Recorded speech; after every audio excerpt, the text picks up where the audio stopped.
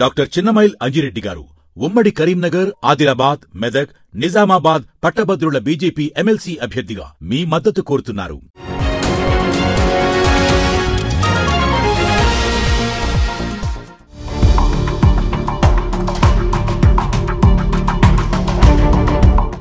జీవితాంతం వైసీపీలోనే ఉంటానన్నాడు. మరో పార్టీలోకి వెళ్లేది లేదని బల్లగుద్దాడు. ఇప్పుడేమో ఏ పార్టీ ఛాన్స్ ఇస్తుందని ఎదురుచూపులు. పాత పరిచయాలతో టీడీపీలోకి వెళ్లాలనే ప్లాన్. క్యాస్ట్ ఈక్వేషన్స్ గనక కలిసి వస్తే జనసేనలోకి జంప్. అవంతిని పట్టించుకొని కూటమి పార్టీలు.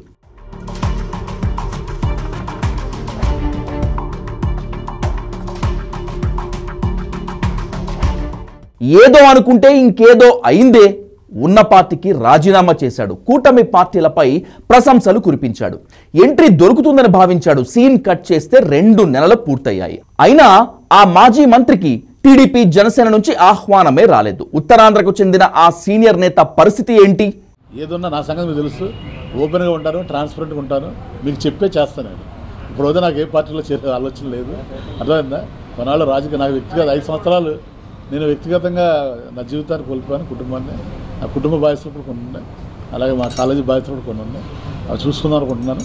తర్వాత నేను ఎక్కడైనా నాకు కావాల్సింది ఏదో డబ్బును పదవి కాదు, గౌరవం కావాలి. సో గౌరవం ఎక్కడుంటే అక్కడ ఉంటాను నేను. కంఠంలో ప్రాణం ఉన్నంత వరకు వైసీపీతోనే ఉంటానన్నారు. రాజకీయ జీవితం వైసీపీకి అంకితం అన్నారు. సీన్ కట్ చేస్తే కూటమి సర్కార్పై ప్రశంసలు కురిపించారు. 6 నెలలు గడవక ముందే ఆందోళనలు, నిరసనలు అంటే ఎలా అంటూ వైసీపీ నాయకత్వానికి ఎదురు తిరిగారు. ప్రశ్నించడంతోనే సరిపెట్టుకుంటాడని, పార్టీలోనే కొనసాగుతాడని వైసీపీ అధిష్టానం భావించింది. జగన్మోహన్ రెడ్డికి షాక్ ఇచ్చారు. వైసీపీకి రాజీనామా చేశారు. వ్యక్తిగత కారణాలతోనే ఈ నిర్ణయం తీసుకున్నట్లు ప్రకటించాడు అవంతి.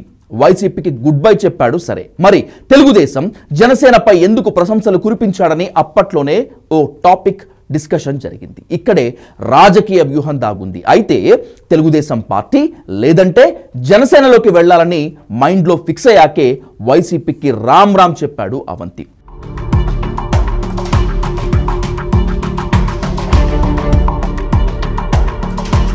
తెలుగుదేశం పార్టీలో ఎంపీగా పనిచేశాడు అవంతి. ఆ పార్టీ నేతలతో ఇప్పటికీ అతనికి మంచి సంబంధాలే ఉన్నాయి. అవకాశం వస్తే టీడీపీ, లేదంటే సామాజిక సమీకరణాల్లో జనసేన కండువా కప్పుకోవాలని భావించారు.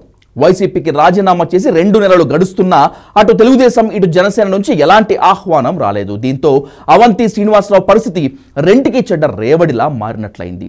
తెలుగుదేశం నుంచి సైలెంట్గా వెళ్లిపోయాడా అంటే అదీ లేదు.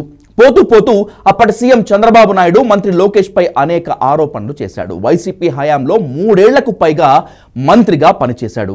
అధికారాన్ని అనుభవించాడు. వివాదాల్లోనూ చిక్కుకున్నాడు. అరగంట చాలు అంటూ మహిళతో సరసాలు ఆడారు. ఆ అవంతి వీడియో ఎంత వైరల్ అయిందో ప్రత్యేకంగా చెప్పాల్సిన అవసరమే లేదు. ప్రత్యర్థులు ఓ రేంజ్లో వైరల్ చేశారు. మరి తెలుగుదేశంపై, పార్టీ కార్యకర్తలపై ఆయన వ్యవహరించిన తీరును జనం మర్చిపోతారా? ఇప్పుడు ఏదో ప్రశంసలు కురిపిస్తే పార్టీలోకి తీసుకుంటారని భావిస్తే ఎలా? అందితే కాళ్ళు, లేదంటే జుట్టు పట్టుకుంటామని అంటే ఎలా అని ప్రశ్నిస్తున్నాయి కూటమి శ్రేణులు.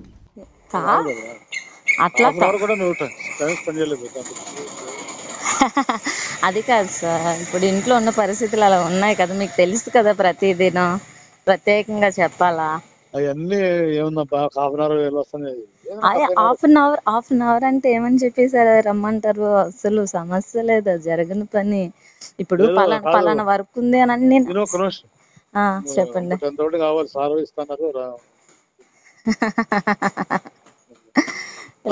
బాగా సార్ చండాలంగా ఉంటది అలాగంటే. అయితే అతను తీసుకొస్తారు కానీ నన్ను ఒకదాన్ని పంపించారు కదా. మరి చూడు నువ్వు అన్ని నాకు భోజనం కూడా ఆలోచించుకున్నా. అది కాదబ్బా, నువ్వు టైం దొరికే చాలా తక్కువ టైం దొరుకుతుంది. అవును దొరుకుతుంది. మీరు అలా సీరియస్ అయిపోతే ఇంకా ఉంది కదా. ఇప్పుడు ఇలా అనుకోవడానికి అన్ని అతను పీస్ఫుల్నెస్ లేకుండా నేను పార్టీ మీటింగ్స్ అవి ఇవి ఉంటే కొన్ని ఏవో చెప్పి రావచ్చు సార్. ఏమీ లేనప్పుడు నేను ఇప్పుడు కదలలేను కదా. ఓకే, మీరు సీరియస్ అవుతున్నారని చేశాను. మళ్ళీ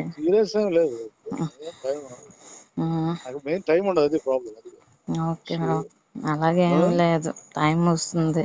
ఎందుకంటే తొందరపడి మళ్ళీ ఇది తలపోట్లు తెచ్చుకోవటం ఎందుకని చెప్పి. అవంతి శ్రీనివాస్ నియోజకవర్గం భీమిలి. తెలుగుదేశం పార్టీకి బలమైన నేతగా పేరున్న మాజీ మంత్రి గంటా శ్రీనివాసరావు కూడా ఉన్నారు. ఆయన్ను కాదని చంద్రబాబు లేదా లోకేష్ మరో నేతను తీసుకునే సాహసం చెయ్యనుగాక చెయ్యరు. సామాజిక సమీకరణ కార్డు వేసి జనసేనలోకి వెళ్లాలని భావిస్తే అక్కడేమంత ఈజీ పరిస్థితులు లేవు. ఆల్రెడీ జనసేనకు పంచకర్ల సందీప్ ఇన్ఛార్జ్ గా ఉన్నాడు. 2019 ఎన్నికల్లో జనసేన అభ్యర్థిగా పోటీ చేసి 25,000 ఓట్లు సంపాదించాడు. డిప్యూటీ సీఎం జనసేన అధినేత పవన్ కళ్యాణ్ సందీప్ ను కాదని అవంతి శ్రీనివాస్ ను పార్టీలోకి తీసుకోవటం అంత ఈజీ కాదు. కూటమి పార్టీలోని ఏదో ఒక పార్టీలో చేరాలని వైసీపీకి రాజీనామా చేస్తే ఉన్నది పాయే ఉంచుకున్నది పాయే అన్నట్లు తయారైంది అవంతి శ్రీనివాసరావు పరిస్థితి. కనుచూపు మేరలో అవంతిని పార్టీలోకి చేర్చుకునేటట్లు కనిపించడం లేదు. వైసీపీ హయాంలో డిప్యూటీ సీఎంగా పనిచేసిన ఆళ్లనాని టీడీపీ కండువా కప్పుకున్నారు. అంతెందుకు చంద్రబాబును నానా మాటలు అన్న విశాఖ జిల్లాకు చెందిన దాడి వీరభద్రరావు, కడప జిల్లాకు చెందిన సి రామచంద్రయ్యకు ఛాన్స్ వచ్చింది. అయితే అవంతికి మాత్రం టీడీపీ జనసేన పార్టీల్లో డోర్స్ క్లోజ్ అయ్యాయి.